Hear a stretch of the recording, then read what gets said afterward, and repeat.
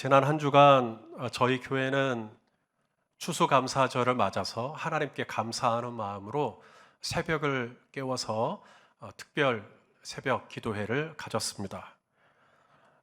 또 추수감사절을 맞아서 인터넷 사역부도 또 이벤트를 했고요.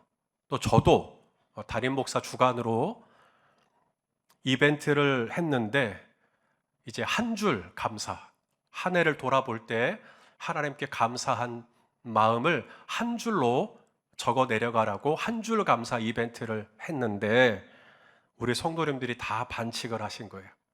한 줄이 아닌 거예요. 물론 감사죠. 간증 퍼레이드가 된 겁니다. 그 고백을, 그 감사한 마음을 담아가지고 댓글에 정성껏 그렇게 올려주신 것을 한자 한자 읽으면서 얼마나 제 마음도 뜨거워지고 또 감동이 되고 그랬는지 모르겠습니다. 그런데 누군가는 이 감사절을 맞아 한 해를 반추해 보면서 참 이것도 감사하네, 저것도 감사하네, 하나님께 감사를 드리시지만 정말 감사한 일이죠. 하지만 우리 성도님들 중에는 감사절임에도 불구하고 마땅히 하나님께 감사해야 된다는 것 모르는 것도 아니지만서도 내 안에 별로 감사가 없는 분도 있을 수 있겠다. 아니, 감사가 없는 게 아니고요. 감사가 안 되는 거죠. 머리로 아는 것과 이게 가슴으로 이게 내려와야 되는데 예전 같았으면 그런 감사의 고백을 올리라 그러면 내가 앞다투어 댓글을 달았을 텐데 금년에는 웬일인지 마음이 동하지가 않아요. 저는 감사를 하고 싶으나 정말 감사하기 힘든 사람 중에 한 사람을 성경에서 꼽으라고 한다면 그 중에 한 사람이 하박국 선지자였을 것 같습니다. 이 하박국 선지자는 남유다의 선지자인데 이 유다가 망한다는, 바벨론에 의하여 망할 것이라고 하는 하나님의 예언을 받은 선지자입니다. 자신의 나라가 부흥하게 되고 성장하게 되고 잘 될 거라는 예언을 받은 게 아니라 앞으로 이 나라는 망할 거라는 얘기예요. 하나님이 자신의 집이 망할 거라는 거예요. 자신의 사업이 망하게 될 거라는 거예요. 교회가 망하게 될 거라는 거예요. 내 배우자가 망할 거고 내 자녀들도 망할 거고 내가 아는 사람들 다 망할 거라는 거예요. 여러분, 이런 예언을 받았다면 감사할 수가 없죠. 정신 나간 거죠. 어떻게 감사를 해요? 이 나라가 다 이방인들에 의해서 불태워 없어질 거라는 예언을 받았는데 어떻게 감사합니까? 그런데 놀라운 것은 하박국 선지자가 하나님께 감사해요. 비록 무화과 나무가 무성하지 않고, 이 얘기가 무슨 얘기냐면 이제 바벨론하고 전쟁이 일어날 것이고 바벨론에 의하여서 무화과 나무의 열매를 이 군사들이 다 가져갈 것을 지금 이야기하고 있는 겁니다. 감람나무, 포도나무 열매 다 따가버릴 거라는 거예요. 감람나무 소출 전부 다 몰수해 가버리는 거죠. 밭의 식물 남아나지를 않아요. 다 가져가 버릴 거라는 거예요. 여러분, 이 정도 되면 감사가 안 나오는 게 정상이죠. 힘들게 키운 무화과 나무의 열매를 한 번도 내가 맛보질 못하고 논밭의 식물이 다 몰수당하는 이 상황에서 이 각박한 삶 속에서 어떻게 감사를 해요? 그 다음에 또 보니까 우리의 양도 없어요. 외양간의 소도 다 가져가 버리는 거예요.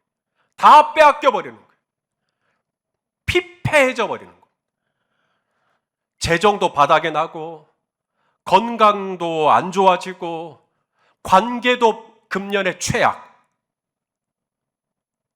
그러니 감사절은 돼서 막 여기저기서 감사하다고 고백을 하는데 나는 거기에 동참이 안 되는 거예요. 감정적으로 이게 따라가 주질 않는 거예요. 그럴 법도 한데 하박국 선지자가 이런 상황에서 하나님께 감사하지 않아도 충분히 이해할 법도 한데 하박국 선지자가 그 다음 절에 그럴지라도 외양간에 소가 한 마리도 없을지라도 그 다음에 이렇게 고백을 합니다. 우리 18절 말씀 다 같이 고백하겠습니다. 시작. 나는 여호와로 말미암아 즐거워하며 나의 구원의 하나님으로 말미암아 기뻐하리로다. 할렐루야. 그러니까 무화과 나무가 열매가 많아가지고 포도나무 열매가 많아가지고 그건 다해요. 감람나무의 소출이 풍성해가지고 누가 감사 못하겠어요? 그런데 그게 하나도 없단 말이죠. 열매가 하나도 소리 잡히지가 않고 결과가 하나도 없는데 그럼에도 하나님께 감사하는 그 제목이 뭔가 봤더니 하나님, 저는 무화과 나무로 인하여 감사하는 거 아닙니다. 여호와 하나님으로 인하여 감사합니다.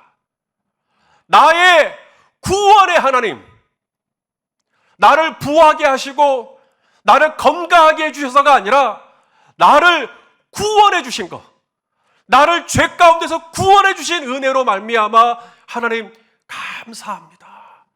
이게 하박국 선지자의 고백이에요. 세계 2차 대전 때 많은 유태인들이 나치 독일 군인들에게 잡혀갔죠. 끌려갔죠. 집이며 땅이며 일터 다 빼앗겼죠. 눈앞에서 배우자가 끌려가고 눈앞에서 내 자녀가 끌려가고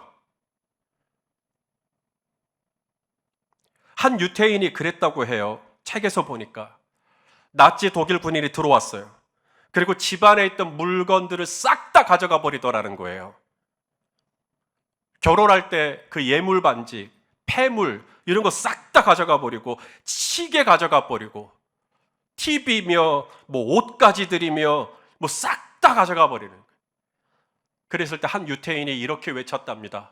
다 가져가 보십시오. 다 빼앗아 보십시오. 당신들이 다 가져가도 내 안에 있는 이 믿음은 가져가지 못하실 겁니다.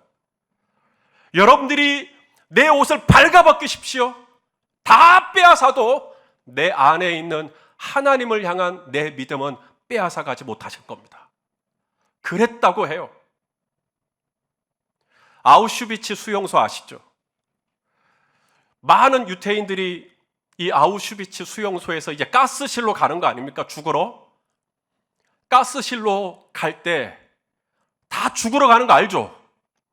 그러면 울어야죠. 그런데 유태인들이 이 가스실로 가는 행렬에서 노래를 부르는 겁니다. 아니마민, 아니마민. 가만히 들어보면 우리나라 아리랑 곡조화랑 비슷해요.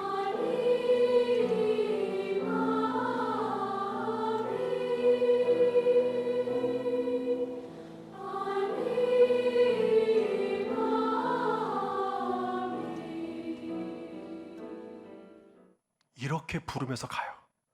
아니마민, 아니마민. 그게 무슨 뜻이냐면 I believe. 나는 믿습니다. 나는 믿습니다. 뭘 믿는다는 건가? 그 중간에 이런 가사가 나와요. 하나님의 구원은 결코 늦지 않으신다네. 다만 우리가 성급할 뿐이래. 하나님의 구원은 결코 늦지 않으신다네. 다만 우리가 성급할 뿐이래. 가사가 그런 가사가 나온대요. 아니마민, 아니마민. 저는 하나님의 구원을 믿습니다. 저는 하나님의 구원을 믿습니다. 하면서 가스실로 가는 거예요. 그 마지막 순간, 마지막 남은 한오라기의 신랄 같은 감사의 제목이 뭐냐면 나의 구원의 하나님. 우리가 밤하늘을 보면 다른 별들은 다 안 보여도 마지막까지 환하게 빛나고 있는 별이 있어요. 북극성으로 많이 알고 있지만 사실 별 중에서 가장 빛난 별은 시리우스라고 하는 별이라고 합니다. 북극성보다 무려 1.5배가 더 빛나요. 마치 그것과 같아요. 모든 별이 다 사라졌어요. 무화과라고 하는 별, 포도나무라고 하는 별, 감람나무라고 하는 별, 건강이라고 하는 별, 재정이라고 하는 별, 다 사라졌어도 마지막 남은 시리우스와 같은 가스실로 들어가는 그 마지막 순간에도 내가 하나님 앞에 드릴 나의 고백, 나는 구원의 하나님을 믿습니다. 나는 여호와 하나님으로 말미암아 즐거워하며 나의 구원의 하나님으로 인하여 기뻐합니다. 그 고백을 드리며 들어가는 거예요. 남들처럼 이것도 감사하고 저것도 감사하고 그럼 좋죠. 그러나 설령 내 안에 도무지 감사할 게 아무리 생각해도 없을 것 같아도 우리에게는 반드시 하나님 앞에 감사할 제목 하나는 있습니다. 바로 저와 여러분을 구원해 주신 하나님의 은혜죠. 우리 호산나 찬양대 오늘 마지막 가사가 뭐냐면 또 감사드리세. 구원의 하나님으로 인하여 감사드리세. 오늘 사도 바울도 그렇게 선포합니다. 하나님께 감사하리로다. 우리도 한번 같이 고백해 보실까요? 저를 따라서 하나님께 감사하리로다. 하나님께 감사하리로다. 무화과 나무 때문이 아닙니다.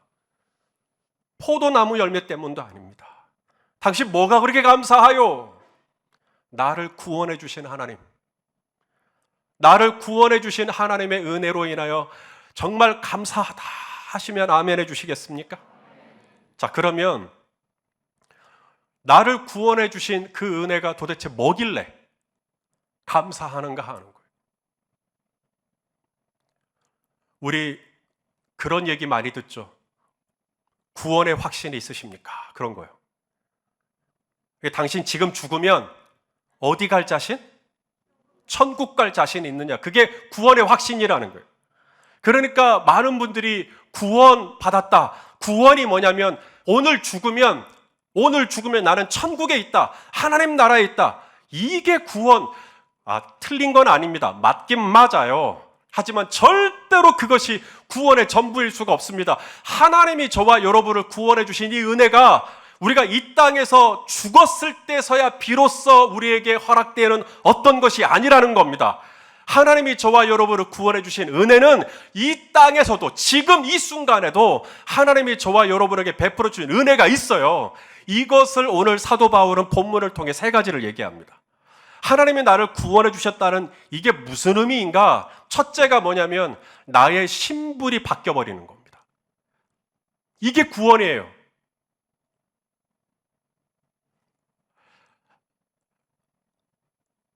전에는 내 신분이 뭐냐면 종이에요, 종. 오늘 본문에 죄의 종이라고 나오죠. 옛날에는 우리 신분이 죄의 종으로 살았어요. 어렸을 적에 초등학교 때였던 것 같아요.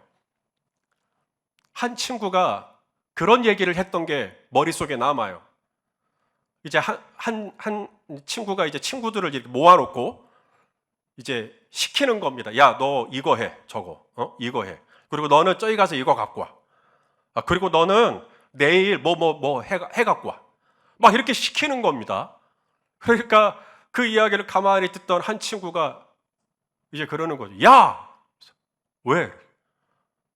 내가 네 꼬봉이냐? 그런 말 들어봤어요, 혹시? 내가 네 꼬봉이냐? 왜 내가 네 시키는 대로 다 해야 되는데? 그게 갑자기 불현듯 말씀을 준비하는데 생각이 나는 거예요.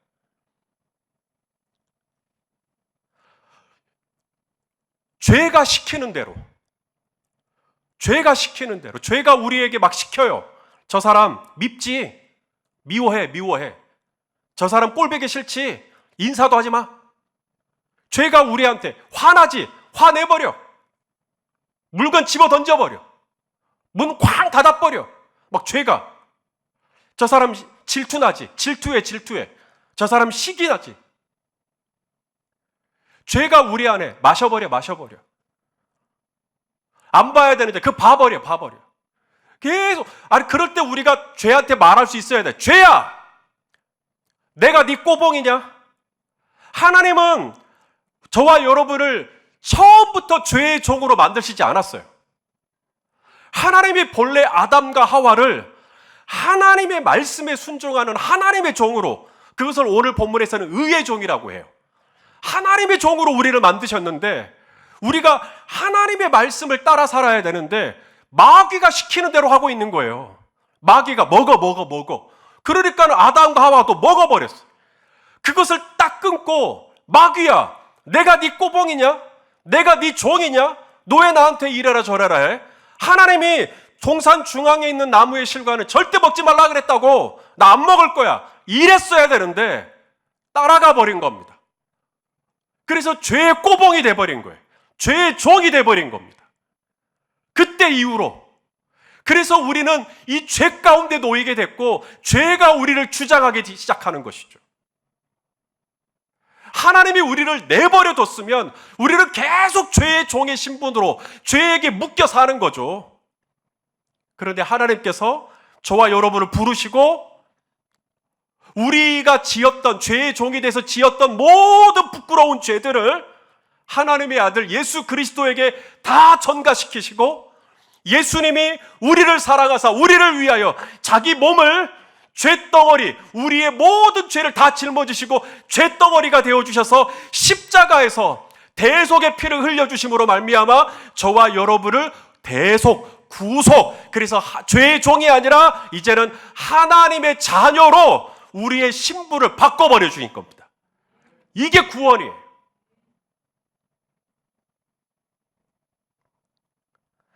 보시죠. 요한복음 1장 12절 말씀 읽어보겠습니다. 시작. 영접하는 자, 곧 그 이름을 믿는 자들에게는 하나님의 자녀가 되는 권세를 주셨으니. 저와 여러분은 그러므로 이제 종이 아닙니다. 죄의 종이 아니에요.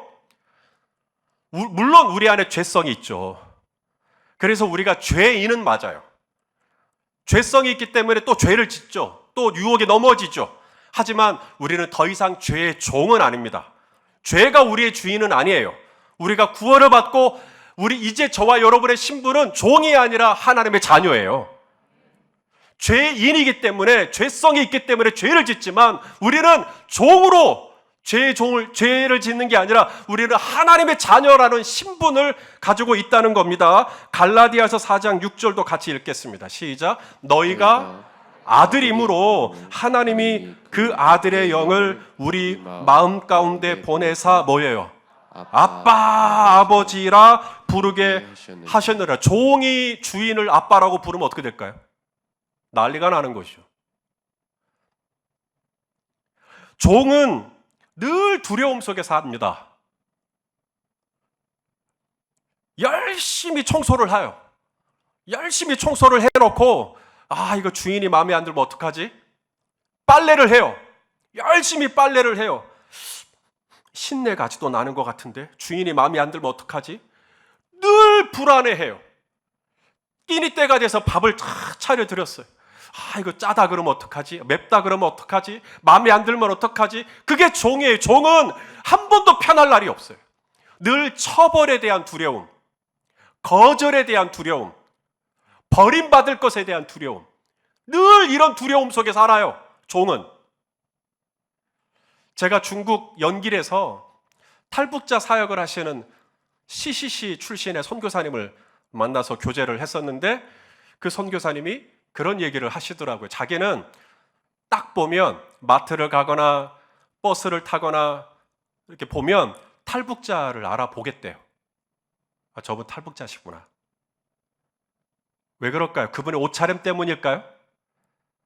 그분의 눈빛이요. 이 탈북하신 분들이 걸리면 안 되니까, 공안들이 무서우니까 늘 눈빛이 초점이 늘 덜덜덜덜덜 떨고 있는 거죠. 딱 보면 알겠대요.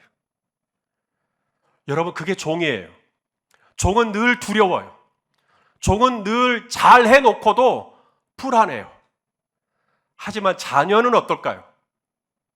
학교에 가서 시험을 봤는데 자랑스럽게 30점을 받아가지고 왔어요. 자녀는 뭐라 그럴까요? 아빠! 나 30점! 잘했지? 떡볶이 사줘.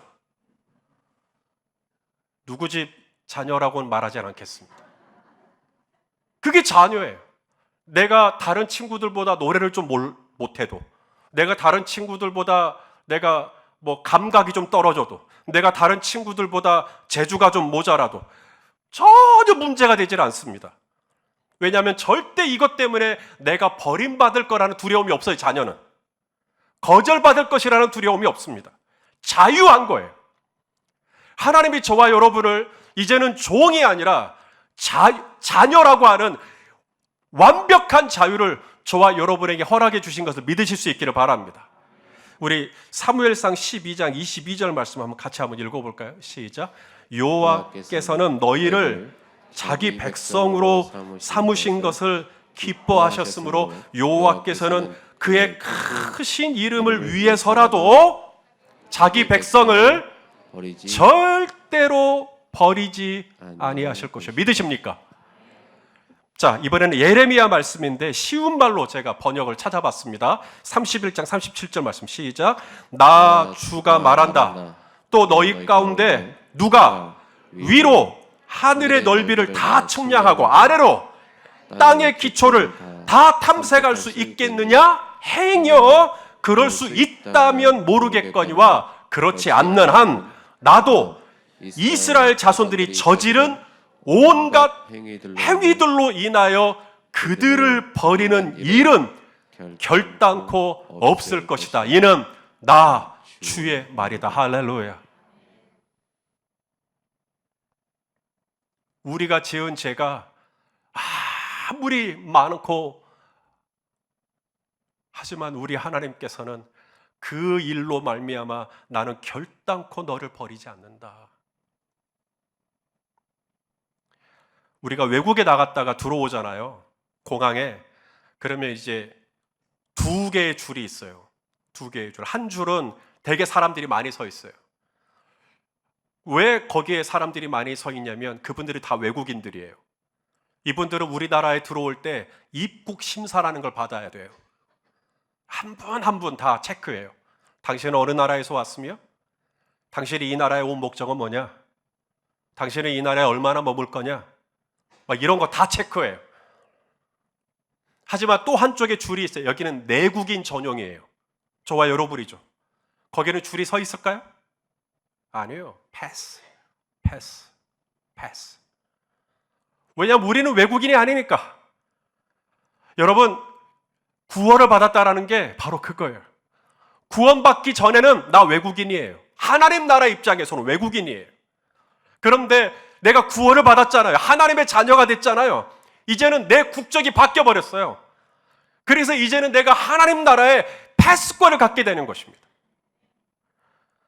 자, 읽어보시죠. 에베소서 2장 19절 말씀입니다. 읽어볼래요? 시작. 그러므로 이제부터 구원받은 후부터 너희는 외국인 아니에요. 외인도 아니요. 그 다음 나그네도 아니요. 오직 성도들과 동일한 시민이요. 하나님의 권속이라. 할렐루야. 여러분, 시민권이 있고 영주권이 있거든요. 영주권은 나라가 안 바뀝니다. 국적이 안 바뀌어요. 우리나라 국적을 가지고 있으면서 미국의 영주권 가질 수 있어요. 영주권을 가지면 얼마든지 미국을 자유롭게 출입할 수 있습니다. 자, 그런데 단 죄가 없어야 돼요. 영주권을 가지고 캐나다를 왔다 갔다 하고 미국을 왔다 갔다 하고 거기서 마음껏 사업도 하고 장사도 하는데요. 죄를 짓잖아요. 추방입니다. 왜냐하면 나는 외국인이니까. 그런데 시민권은 달라져요. 시민권은 저와 여러분의 국적이 완전히 바뀌어버리는 겁니다. 이제는 나는 새로운 통치, 새로운 다스림 안에 들어가게 되는 것이죠. 이제는 더 이상 입국 심사를 할 때 오래 걸릴 이유가 없는 거예요. 이제는 나는 시민권을 가지고 있기 때문에 나는 자유롭게 하나님 나라의 천국에 우리는 들어갈 수 있는 줄로 믿습니다. 자, 빌립보서 3장 20절 말씀 읽어보시죠. 시작. 그러나 우리의 영주권이 아닙니다. 우리의 시민권은 어디에 있어요? 하늘에 있는지라 거기로부터 구원하는 자 곧 주 예수 그리스도를 기다리노니. 할렐루야. 여러분, 이게 구원이에요. 구원은 나의 신분을 바꿔요. 이제 더 이상 죄의 종으로 살지 않아요. 이제 더 이상 우리는 외국인이 아니에요. 우리는 이 땅에 살지만 우리는 더 이상 이 땅의 나그네로 사는 게 아니라 우리는 하나님 나라의 시민으로 사는 거예요. 우리는 자유인으로 사는 거죠. 하나님을 주인님이 아니라 하나님을 아빠, 아버지라고 부를 수 있는 엄청난 자유가 저와 여러분에게 쏟아지게 된 것입니다. 그동안 지은 죄가 아무리 주홍빛같이 붓다 할지라도 저 하늘을 두루마리 삼고 바다를 먹물 삼아도 다 기록할 수 없는 우리 하나님의 사랑 안에서, 하나님의 구원해 주시는 은혜 안에서 우리의 모든 허물은 덮여지고 우리의 죄는 가리워지고 우리는 모든 죄로부터 해방되고 우리는 하나님의 나라의 의인으로, 하나님 나라를 상속받는 하나님 나라의 시민으로 우리는 새롭게 거듭나게 된 줄로 믿습니다. 이게 구원이에요. 무화과 나무가 무성하지 않아도 괜찮아요. 나 구원받았어요. 나 이제 신분이 바뀌었단 말입니다. 하나가 더 있어요. 구원을 받았다는 것은 신분만 바뀌는 게 아닙니다. 이제 신분이 바뀌었기 때문에 프로모션, 지위도 바뀌어요.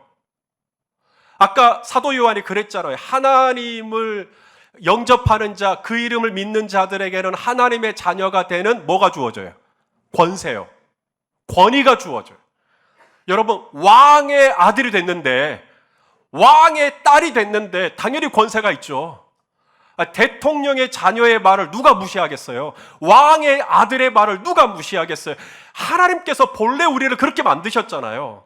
하나님의 형상을 따라 우리의 모양대로, 하나님의 모양대로. 이게 무슨 말이에요? 하나님의 권위가 우리 안에 있도록 하는 것이죠.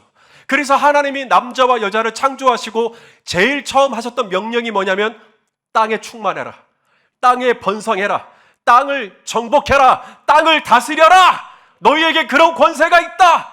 너희는 나의 형상과 나의 모양으로 지음받은 나의 아들과 나의 딸이니 너희는 마음껏 왕의 권세를 누려라. 우리 한번 읽어보겠습니다. 창세기 1장 28절 시작. 하나님이 그들에게 복을 주시며 하나님이 그들에게 이르시되 생육하고 번성하고 땅에 충만하고 땅을 정복하라. 바다의 물고기와 하늘의 새와 땅에 움직이는 모든 생물을 다스리라 하시니라. 이게 권세예요. 이런 권세가 원래 우리에게 있었어요. 그러니 마귀가 우리에게 이것 해라 저것 해라 할 때 우리가 그것을 잘라낼 수 있었어요. 거부할 수 있었어요. 그런데 그 말을 들어버린 겁니다. 그래서 권세를 잃어버리게 된 거예요. 아들의 권세가 이제는 만만하게 돼버린 거예요. 그래서 우리 주님이 이 땅에 오셔서 우리를 구속해 주심으로 말미암아 우리 안에 다시금 이 하나님의 자녀된 권세, 왕의 자녀된 권세가 회복되어지도록 하신 것입니다. 우리에게 주신 이 권세는 눈에 보이지 아니하는 악한 영들까지도 우리가 제어할 수 있는 권세가 있음을 믿으십니까? 우리 누가복음 10장 19절을 읽어보겠습니다. 시작. 내가 너희에게 뱀과 전갈을 밟으며 원수의 모든 능력을 제어할 권능을 주었으니 너희를 해칠 자가 결코 없으리라. 할렐루야.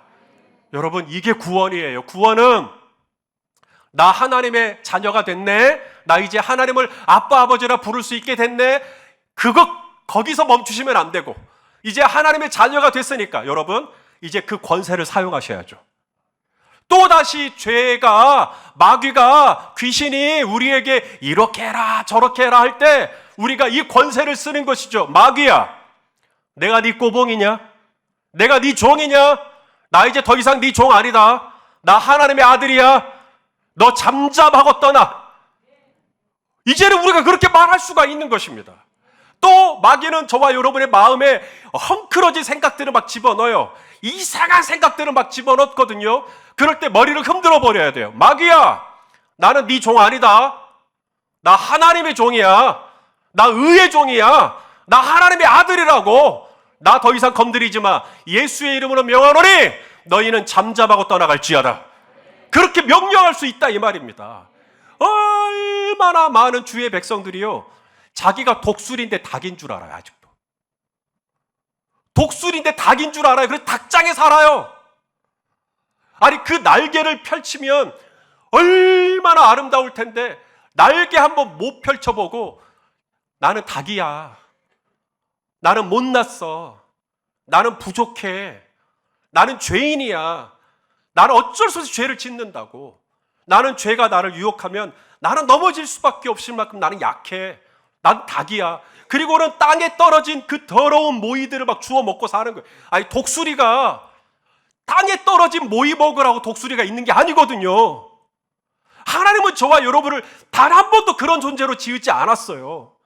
그런데 이 땅에 떨어진 게 뭐라고 거기에다가 인생의 의미를 두고, 아니요, 그게 아니라 이 말입니다. 저와 여러분은 독수리의 날개쳐 올라감 같이 저 무궁무진한 창공을 향하여 오르면서 독수리의 권세를 가지고, 왕의 자녀의 권세를 가지고 세상의 어둠의 영들을 우리가 주관하면서 다스리면서, 우리에게는 그런 권세가 이미 주어져 있다라고 하는 것. 구원받은 그 순간, 내가 속량받은 그 순간, 내 손에 손가락지, 가락지, 새 가락지, 탕자에게 아버지가 가락지 씌우, 가락지가 뭐예요? 너는 내 유산을 받을 자격이 있다는 얘기잖아요.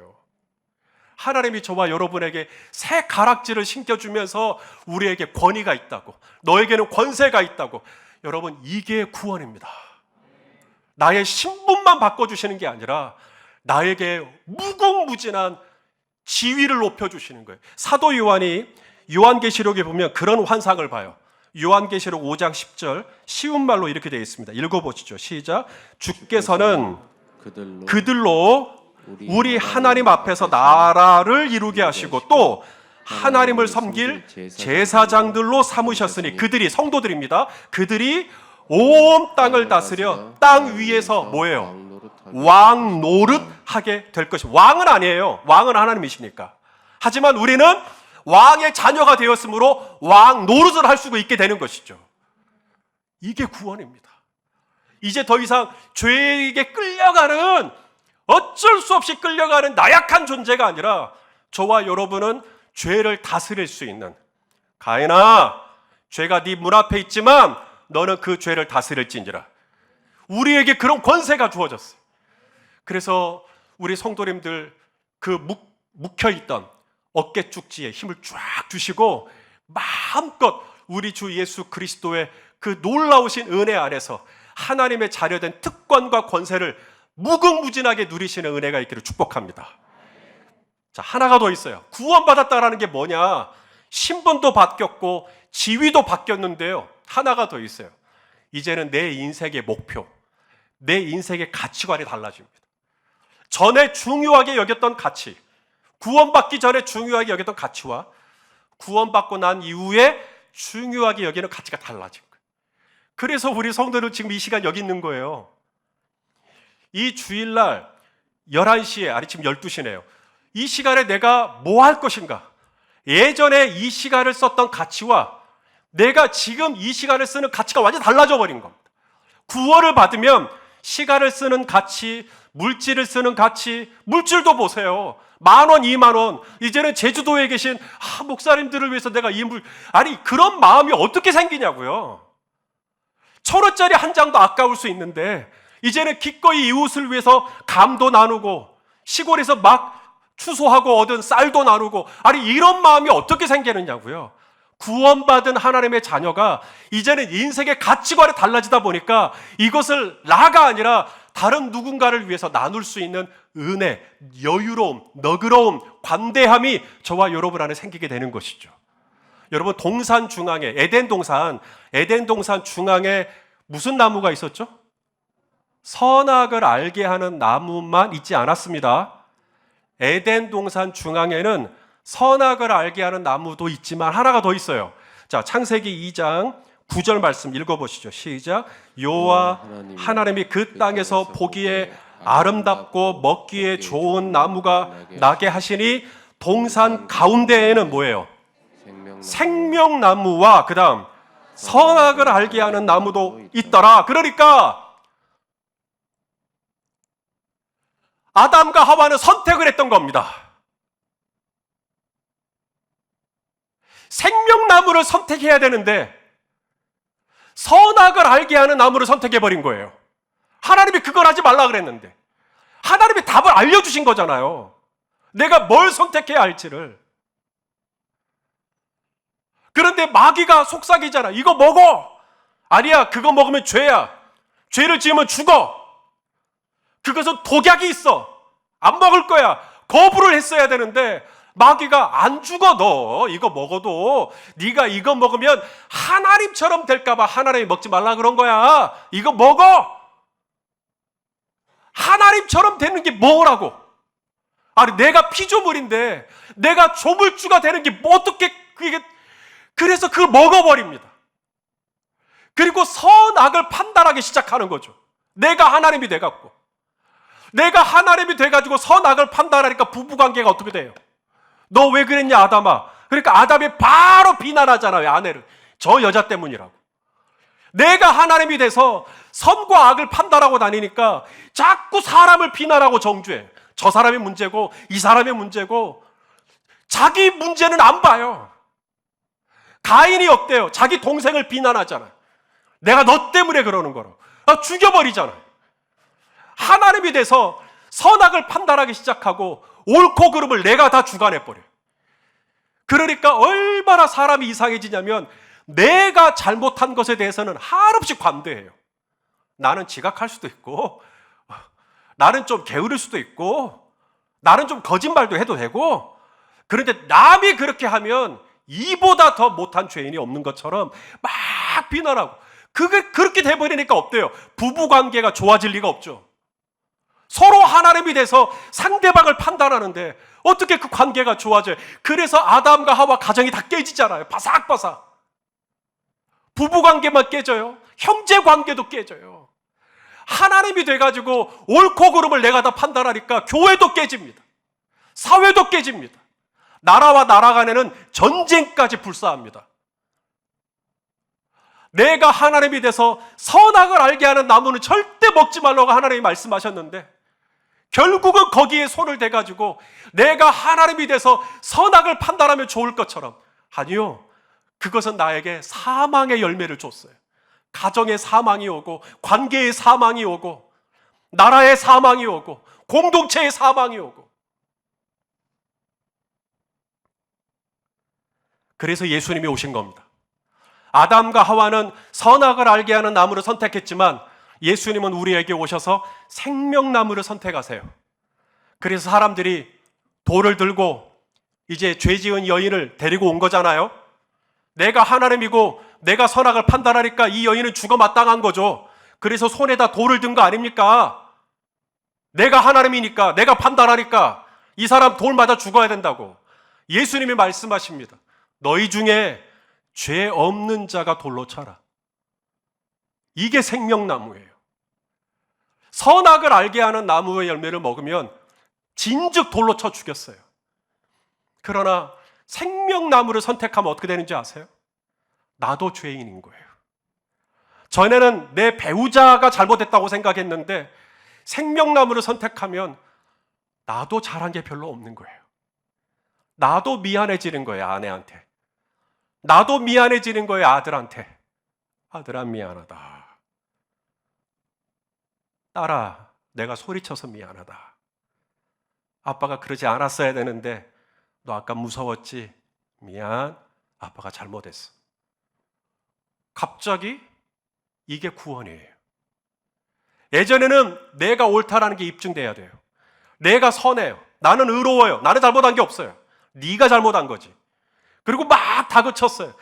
그러나 그게 나를 통쾌하게 하는 게 절대 아니거든요. 구원받은 이후에 저와 여러분 안에 새로운 신의 성품이 들어와요. 그것은 상대방을 향하여서 화염병을 들고 기어이 내가 잘한 것을 증명해내야만 통쾌하는 그런 게 아니에요. 이제는 저와 여러분 안에 하나님이 주시는 영생이, 생명이 들어와 있어요. 그래서 이제는 그런 게 우리에게 기쁜 게 아니라 상대방을 향하여 형제님 죄송합니다. 저도 생각해 보니까 저도 잘못한 게 많네요. 저도 그렇게 했던 걸 죄송합니다. 사람들이 양심의 가책을 느끼고 도를 내려놓죠. 그리고 떠나요. 그리고 예수님하고 여인만 남았어요. 선과 악을 판단할 수 있는 유일한 주체가 되실 수 있는 예수님만 남았을 때 예수님이 이 여인에게 뭐라고 말씀하시냐면 나도 너를 정죄하지 않겠다. 진정한 선과 악을 판단하실 수 있는 그분마저도 선악을 내려놓고 생명나무를 선택해요. 집사님, 저 집사님 용서합니다. 정죄하지 않겠습니다. 판단하지 않습니다. 저도 잘못했습니다. 제 잘못입니다. 여러분, 이게 영생이에요. 이것이 바뀌는 거예요. 구원받고 난다고. 구원받기 전에는 내 안에 내가 하나님에 대해서 선악을 판단하고 그래서 어찌하든지 나의 옳음이 증명되는 것이 통쾌하고 저 사람이 무너지고 봐라 내 말이 맞지 이렇게 하는 것이 좋은 것 같아요. 그런데 그게 절대 좋은 게 아니거든요. 마음이 아파요. 그리고 내 안에 저분을 어찌하든지 품고 저분과 어찌하든지 같이 살고 저분과 어찌하든지 하나님의 나라를 이루고 싶고 용서하고 싶고 품어주고 싶고 덮어주고 싶고 그런 마음. 하나님이 구원을 받은 당신의 자녀에게 주신 놀라운 은혜입니다. 오늘 우리가 읽은 본문에 보면 사도 바울이 그런 고백을 해요. 로마서 6장 22절 23절 오늘 본문 말씀인데 한번 같이 한번 읽어보겠습니다. 시작. 그러나 이제는 너희가 죄로부터 해방되고 하나님께 종이 되어 거룩함에 이르는 열매를 맺었으니 그 마지막은 영생이라. 죄의 삭은 사망이요 하나님의 은사는 그리스도 예수 우리 주 안에 있는 영생이니라. 저와 여러분 안에 우리 하나님이 우리를 구원하여 주시고 하나님의 자녀 삼아 주시고 그래서 우리의 신분이 바뀌고 우리의 권세가 바뀌고 지위가 바뀌고 근데 거기에 더 나아가서 우리의 인생의 목적이 바뀌어요. 어찌하든지 내가 선과 악을 판단하는 주체가 아니라 이제는 그게 오히려 나를 불편하게 해요. 그게 뭐라고? 내가 옳았다는 게 증명되는 게 그게 뭐라고? 이제는 그걸 좀 내려놓고 형제와 어찌하든지 화목하게 지내고 싶고 자매와 화목하게 지내고 싶고 내 배우자와 화목하게 지내고 싶고 내 자녀들과 화목하게 지내고 싶고 이런 영생, 이제는 죄의 삭은 사망, 그리스도 예수 안에 있는 하나님의 은사를 쫓아 이제는 영원한 생명이 있는 나의 인생의 표대를 향하여 그렇게 나아가고자 하는 마음이 내 안에 생기게 된 것, 살아가시는 성도 여러분, 이게 바로 구원의 주님이 베풀어 주신 은혜인 줄로 믿고 감사를 드립니다. 저와 여러분을 그렇게 아름답게 바꿔가시고 그래서 오늘도 이 자리에 계시는 것 하나님의 전적인 은혜인 줄로 알고 날마다 이 구원의 은혜가 풍성하게 맺어가시기를 예수님의 이름으로 축원합니다. 기도하시겠습니다. 하나님 아버지 감사합니다. 허물이 많고 죄가 많고 그럼에도 불구하고 우리를 영원히 사랑하여 주시고 절대로 우리를 버리지 아니하시고 우리를 자녀 삼아 주시고 우리에게 왕의 권세를 허락하여 주신 주님, 이제는 닭처럼 사는 게 아니라 정말 독수리처럼 살아낼 수 있도록 우리의 믿음과 우리의 생각과 우리의 모든 삶의 가치관을 주여 인도하여 주시옵소서. 내가 하나님이 돼서 선과 악을 판단하는 행위를 이젠 멈추게 하시고 도를 내려놓게 하시고 형제의 허물을 끌어안고 함께 하나님의 나라를 세워가는 은총이 있을 수 있도록 오 아버지 영생을 추구하는 우리 모두가 되게 하여 주옵소서. 예수님의 이름으로 기도하옵나이다. 아멘.